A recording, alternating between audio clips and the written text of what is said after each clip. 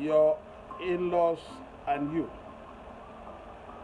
Marriage is a very important institution in developing countries, for instance.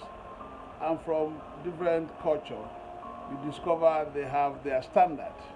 Some do very elaborate wedding, uh, coming with a lot of gifts and money. And sometimes it looks like an outright purchase of the wife. But there's nothing you will do to pay back the training given to a good woman or lady by her parents. There's nothing you will give to pay back that. And I've not seen anybody charging $1 million to marry a woman. The pain of parents on women or a woman or a lady is what you cannot quantify. Recently, I followed one of my friends to a wedding function, and they required the husband to be to give more money in terms of dowry to the wife of to the parents of the wife, the in-laws, and there was an argument, well, a negotiation. The parents of the man didn't have much resources to add to what they have budgeted. And somebody was arguing further that it has to be done or nothing. I said, look, there is nothing anybody can give on your daughter that can quantify what you have given to your daughter, especially when you have given your daughter very good training, sometimes to as far as university, postgraduate education. So, do you want to talk of the period the child or the daughter was a toddler or was an embryo up to the period that is marriageable? You have invested more than 20 years or close to 20 years of your life bringing up that child. And some of these things they call dowry is cheap money. It never made anybody, can never make anybody. Unless the child was born and given to the husband to be to train. And I don't see that much in many cultures. Now, so what I'm trying to boost stress is that your relationship with your in-law is a family relationship. Once somebody is marrying your daughter or marrying your son, you are family members, and it has to be so.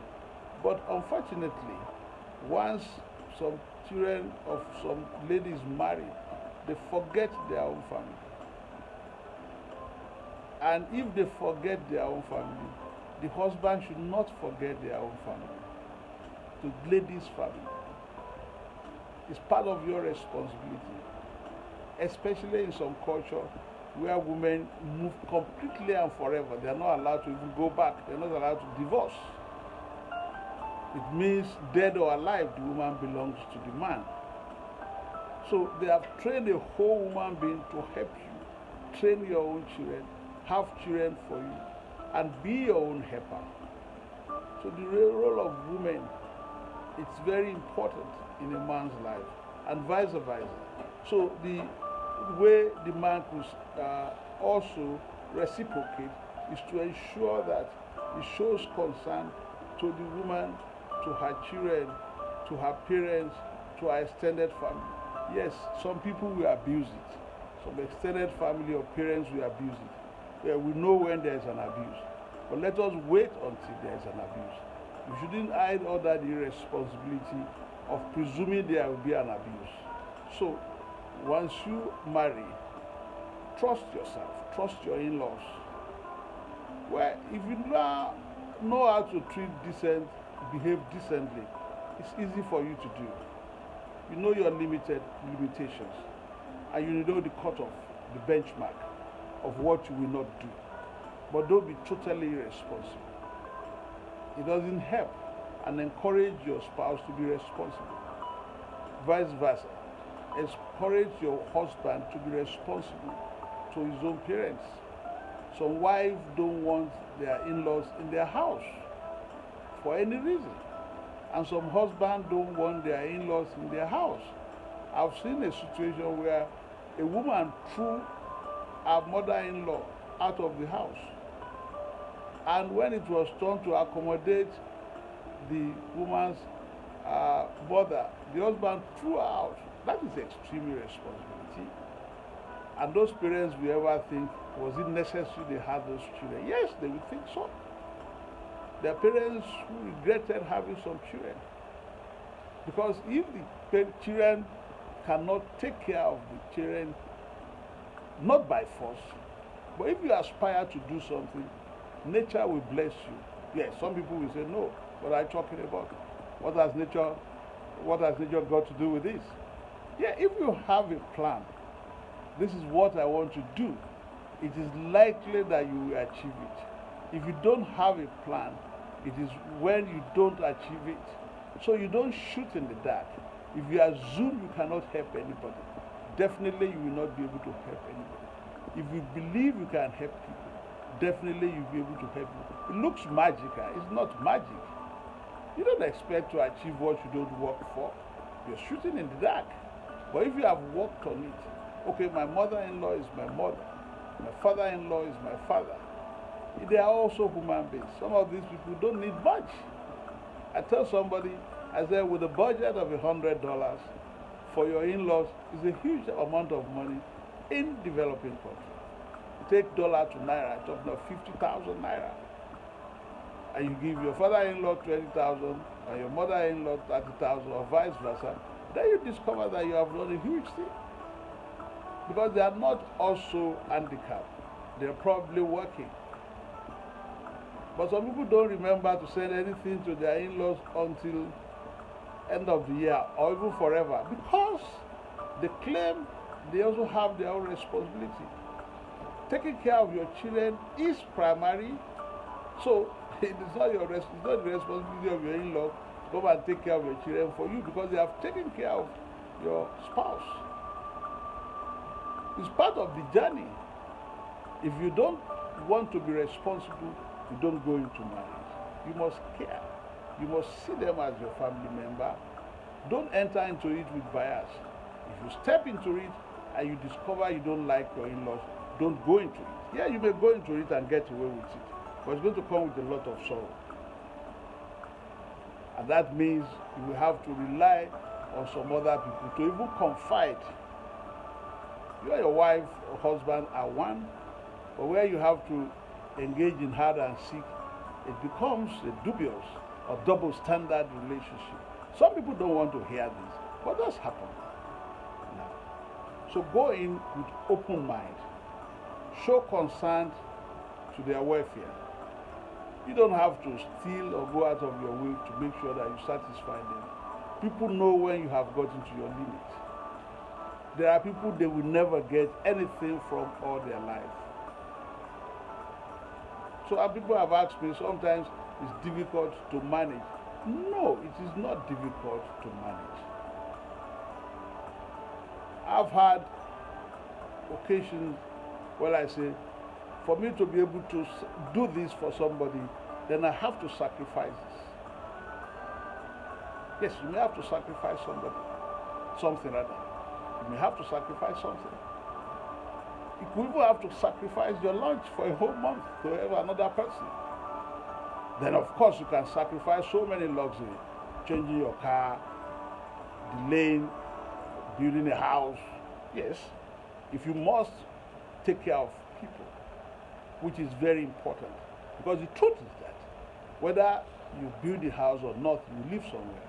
But even when you build a house and you go, they will sell it. Those houses will be sold by your children or somebody, because you will not come back to live there. But the seed of good thing you have done to people will live forever.